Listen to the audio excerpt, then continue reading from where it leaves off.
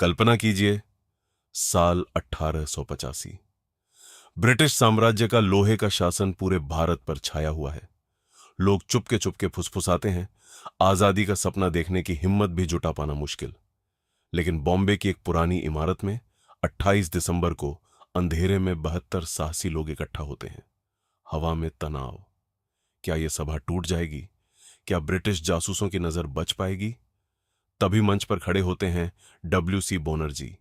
भारतीय राष्ट्रीय कांग्रेस का पहला सत्र शुरू होता है। इतिहास की पहली चिंगारी जल उठती है। लेकिन सवाल उठता है, क्या यह छोटी सी आवाज कभी तूफान बन पाएगी? अगले साल कलकत्ता में दादा भाई नौरोजी अध्यक्ष बनते हैं। फिर मद्रास में बादरुद्दीन तैयब जी, पहला मुस्लिम अध्यक्ष। कांग्रेस की जड़ें मजबूत होती जाती है, लेकिन अंदर ही अंदर तूफान उमड़ रहा है। 1905 में बनारस सत्र, बंगाल का बंटवारा, गोकुल कृष्ण गोखले मंच पर स्वदेशी की आग फैलती है। लोग चीखते हैं बॉयकॉट। लेकिन 1906 के कलकत्ता सत्र में दादा भाई नौरोजी फिर से अध्यक्ष।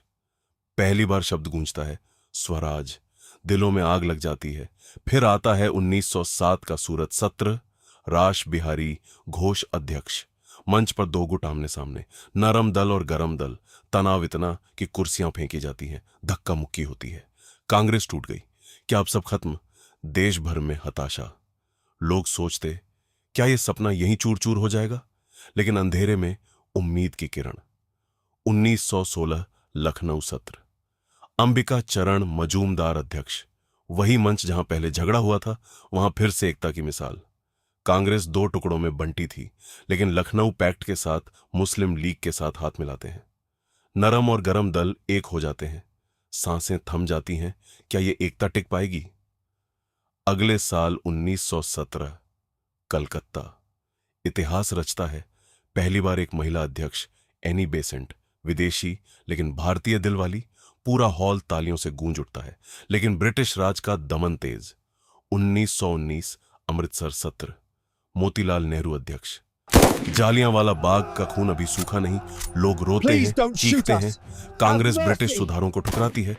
खिलाफत आंदोलन को समर्थन। अब लड़ाई व्यक्तिगत नहीं, सामूहिक हो चुकी है। 1920 आता है। कलकत्ता विशेष सत्र में लाला लाजपत राय, फिर नागपुर में सी विजय राघवाचार्य। महात्मा गांधी का नॉन कून ऑपरेशन कार्यक्रम पास। देश के कोने कोने में चरखा घूमने लगता है। ब्रिटिश दुकानों पर बहिष्कार। लेकिन फिर 1924 बेलगाम, एकमात्र सत्र जिसकी अध्यक्षता खुद महात्मा गांधी ने की। शांति और अहिंसा की मिसाल। 1925 कानपुर, सरोजिनी नायडू, पहली भारतीय महिला अध्यक्ष। महिला शक्ति का उदय, अब तनाव चरम पर। 1929 लाहौर सत्र, युवा नेता जवाहरलाल नेहरू अध्यक्ष। ठंडी हवा में रावी नदी के किनारे मंच सजता है। पूरा देश देख रहा है। क्या अब मांग सिर्फ सुधार की होगी या कुछ और?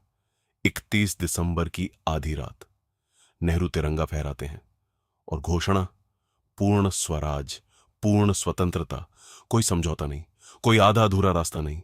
ये सत्र सिर्फ बैठकें नहीं थे, ये वो मोड़ थे जहां एक गुलाम राष्ट्र ने अपनी किस्मत खुद लिखने का फैसला किया। हर अध्यक्ष, हर संकल्प, हर झगड़ा और हर एकता ने हमें वो आजादी दिलाई जो आज हम सांसों में महसूस करते हैं। और आज जब हम पीछे मुड़कर देखते हैं तो एक बात साफ है, कांग्रेस के उन महत्वपूर्ण सत्रों ने न सिर्फ इतिहास बदला, बल्कि हर भारतीय के दिल में आजादी की ज्योत जला दी। वो ज्योत आज भी जल रही है और हमेशा जलती रहेगी।